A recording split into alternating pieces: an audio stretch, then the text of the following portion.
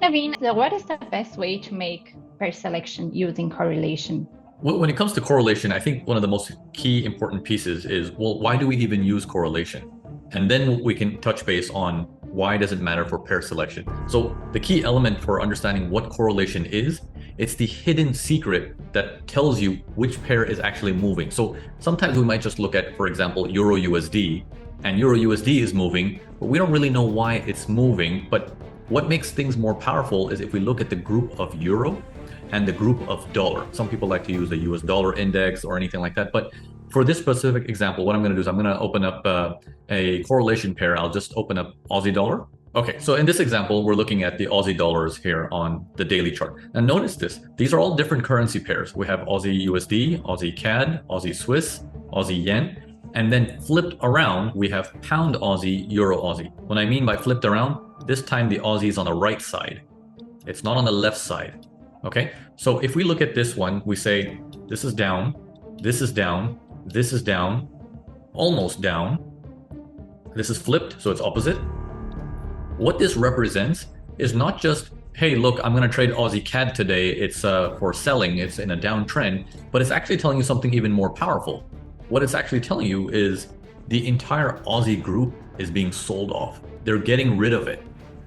This is far superior to just looking at a single pair and saying, I'm going to trade support equals resistance and I'll sell once price reaches there. This is far superior to know, well, I want to be involved with something to sell Aussie with. Okay, so if I'm doing that, my left side, I have decided I'm going to do Aussie because I just went through the entire Aussie group and I say, okay, my goal is to sell the Aussies, okay, because I know there's weakness in Aussie and it's not just on one pair. It's dominating in weakness, globally.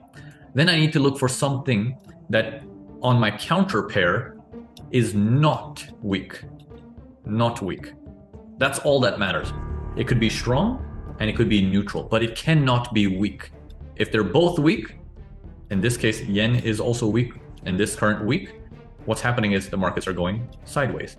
Because when you have weak against weak, what happens is you have two forces fighting for the same direction. And this is a currency pair. For the chart to go down, it means Aussie is weak and the counter pair, which is yen, is strong. But if both of them are weak, they'll fight, they'll go sideways, okay? And as traders, what's our main thing? We don't ever want anything to go sideways, right? We always want, we want flow, we want direction. So the best way to do pair selection is find where the power is using a correlation and make sure there is no conflict onto the other side. Once you get that basics really down and solid, then you can move on to the technical analysis part and saying, well, where and how will I get involved in this? But that helps you with the pair selection. So many times you can cross off many things that doesn't even fit. So Aussie can be weak, but if yen is also weak, we say, okay, we're going to do something with Aussie, but not Aussie yen. Does that make sense? Yes, totally. Yes. Yeah, that was very great, Tom.